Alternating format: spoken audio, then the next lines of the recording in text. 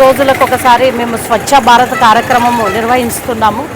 దాంట్లో భాగంగానే ఈరోజు మండిగిరి ఈ ప్రాంతంలో స్వచ్ఛ భారత్ కార్యక్రమంలోన ఈ డ్రైనేజీ క్లీన్ చేయాలనే లక్ష్యంతోన మేము ఇక్కడికి రావడం జరిగింది.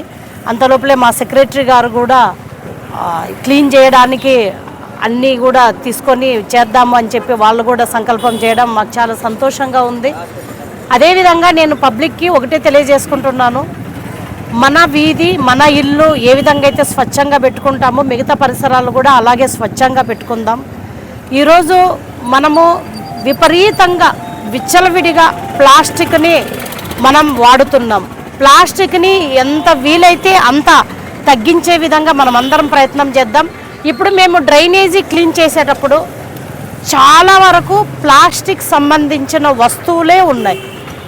ఇప్పుడు అట్లాంటి ప్లాస్టిక్ వస్తువులు ఉండడం వల్ల ఏమవుతుందంటే ఒకదానికొకటి కలిసిపోయి ఆ డ్రైనేజీ బ్లాక్ అయిపోతుంది.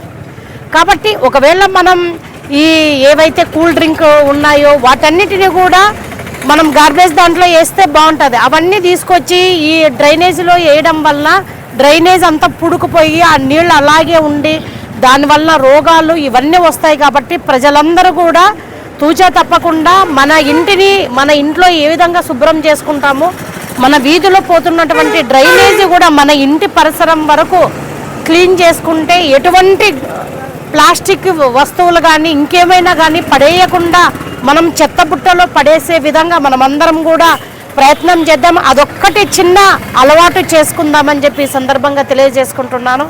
ఈరోజు గౌరవ ముఖ్యమంత్రి వర్యులు స్వర్ణాంధ్ర స్వచ్ఛాంధ్ర అనే కార్యక్రమాన్ని స్టార్ట్ చేసి అన్ని పరిసరాలు బాగుండాలి, ప్రతి ఊరి బాగుండాలనే లక్ష్యంతో పనిచేస్తున్నారు. కాబట్టి మనం కూడా మనకు చేతనైనంత వరకు మన వీలైనంత వరకు చేద్దాం. ఈరోజు నేను పిలిచిన వెంటనే వచ్చినటువంటి గుడిసె కృష్ణమ్మ సేవా సమితి సైన్యానికి నేను ధన్యవాదాలు తెలియజేసుకుంటున్నాను. ప్రెస్ వాళ్ళకు కూడా ధన్యవాదాలు తెలియజేసుకుంటున్నాను. ఇది ఇంతటితో ఆగదు. ప్రతి రోజు మేము ఇది చెయ్యాలనే సంకల్పంతో ఉన్నాం.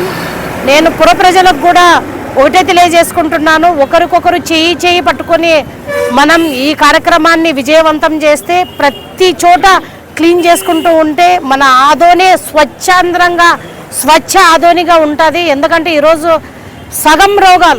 సగానికి పైగా రోగాలు ఈరోజు ఈ మురికి కాలువలో ఉన్నటువంటి నీటిపైన దోమలు వాలడం వల్ల, ఆ దోమలు మనల్ని కుట్టడం వల్ల, ఆ దోమలు మనం తినే ఆహారం పైన వాలడం వల్ల మనకి రోగాలు ఎక్కువగా వస్తున్నాయి. కాబట్టి వాటన్నిటినీ పారదోలి మన ఆరోగ్యాన్ని మన చేతుల్లో ఉంది. కాబట్టి మనం పరిశుభ్రంగా ఉందాం, ఆరోగ్యంగా ఉందామని చెప్పి తెలియజేసుకుంటున్నాను.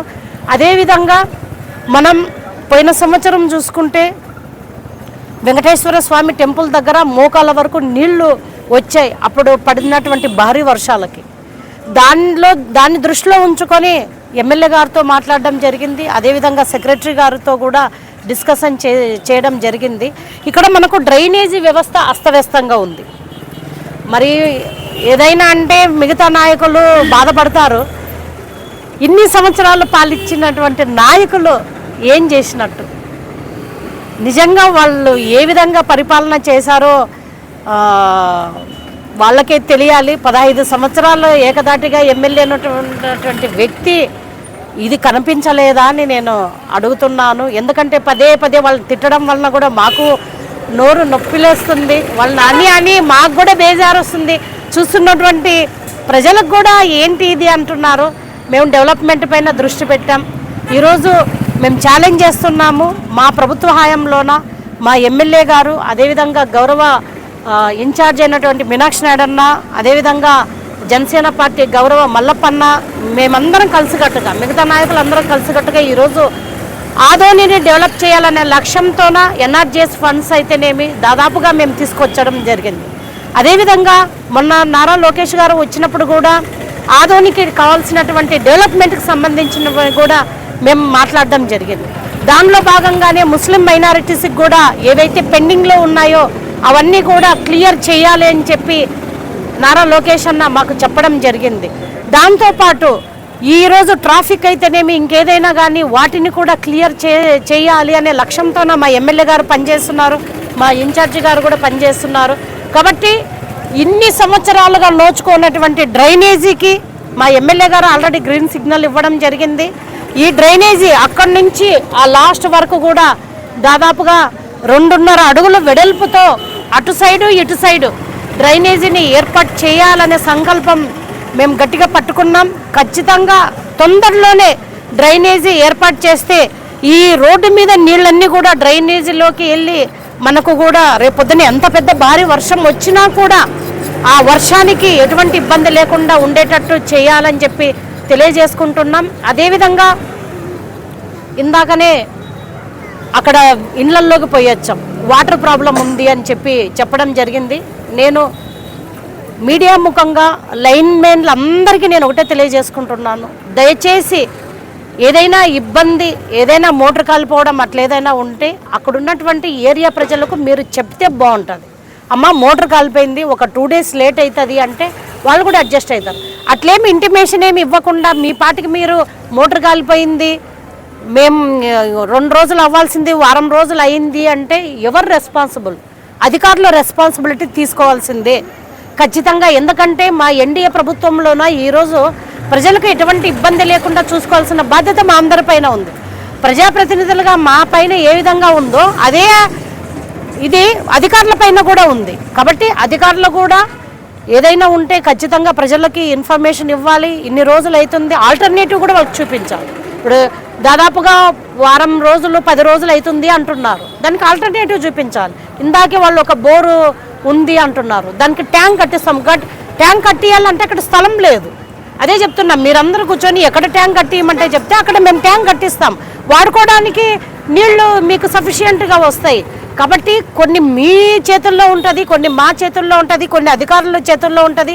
పరిష్కారం చూపిస్తాము. ఖచ్చితంగా మీరందరూ కలిసి రావాల్సిందిగా కోరుకుంటున్నాను. అదేవిధంగా ఇక్కడ చాలామంది షాప్స్ ఉన్నారు. నేను ఒక్కటే అప్పీల్ చేస్తున్నా, షాప్స్ యజమానులకు అందరికి అప్పీల్ చేస్తున్నా.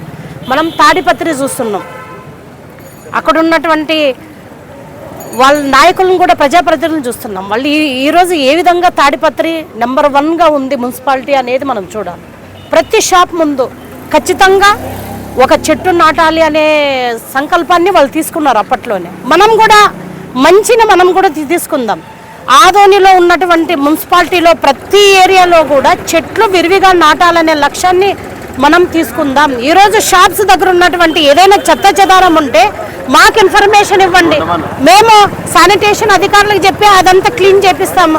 ఈరోజు ఎక్కడికక్కడ పెట్టుకొని కనీసం మీ షాపుల ముందు కూడా క్లీన్ చేసుకోకుండా ఉంటే ఎట్లా ఉంటుంది?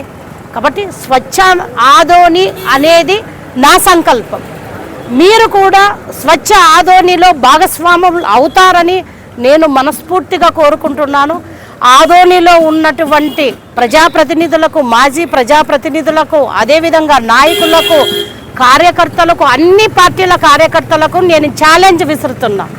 మీ ఏరియాలో, మీ చోట, మీరు ఎక్కడైతే నివసిస్తున్నారో మీ చోట మీరు కూడా క్లీన్ గ్రీన్ పెట్టుకోవాల్సిందిగా నేను ఛాలెంజ్ విసురుతున్నా. ఈరోజు నేను ఇక్కడ చేసి చూపిస్తున్నాను. ఇక్కడ మా పరిధిలో ఉన్నటువంటి ఏరియాల్లో చేసి చూపిస్తున్నారు. ఇట్లా ప్రతి ఒక్కరం కూడా ఈ ఛాలెంజ్ని యాక్సెప్ట్ చేసి మన ఆదోనిని స్వచ్ఛాంధ్ర స్వర్ణాంధ్రగా డెవలప్ చేసుకోవాలి. రోగరహితంగా, జబ్బుల రహితంగా ఉన్నటువంటి ఆదోనిని చేసుకోవాల్సిందిగా నేను మనస్ఫూర్తిగా కోరుకుంటున్నాను. జై స్వచ్ఛ భారత్.